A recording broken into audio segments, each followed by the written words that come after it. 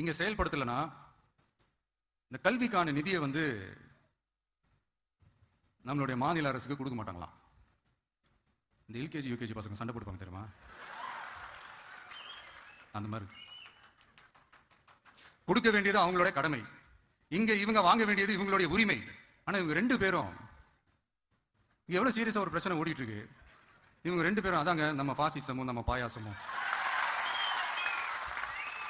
அதான் நம்ம அரசியல் இனிமையும் கொள்கை இனிமையும். ரெண்டு பேரும் என்ன பண்றாங்கன்னா, ரெண்டு பேரும் பேசி வச்சுக்கிட்டு இந்த செட்டிங்லாம் பண்ணி வச்சுக்கிட்டு மாத்தி மாத்தி சோசியல் மீடியாவில் ஹேஷ்டாக் போட்டு விளையாட்டு இருக்காங்க.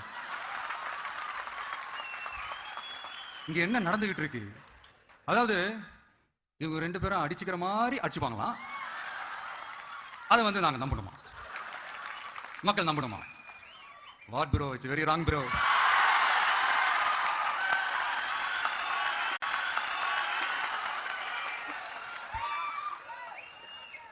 இதுக்கு நடுவில் நம்ம பசங்க உள்ள புந்து அங்க ஒரு சம்பவம் பண்ணிட்டு டக்குனு வெளியே வந்துடுது.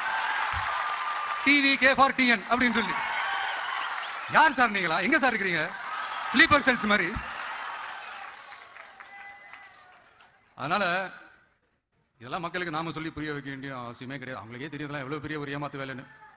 நம்ம ஊரு சுயமரியாதை ஊரு, நாம எல்லாரையும் மதிப்போம். ஆனா சுயமரியாதை மட்டும் யாருக்காகவும் எதுக்காகவும் விட்டு கொடுக்க மாட்டோம். நாம எல்லா மொழிகளையும் மதிப்போம், அதுல மாற்று கருத்தே கிடையாது.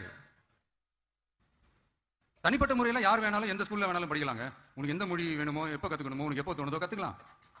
அதெல்லாம் அவங்களுடைய தனிப்பட்ட ஒரு உரிமை. ஆனா கூட்டாட்சி தத்துவத்தை மீறி மாநில தன்னாட்சி உரிமைக்கு எதிராக ஒரு மாநில அரசின் மொழி கொள்கையை, கல்வி கொள்கையை கேள்விக்குறியாக்கி வேறு ஒரு மொழியை வலுக்கட்டாயமாக திணிச்சார், அதுவும் அரசியல் ரீதியாக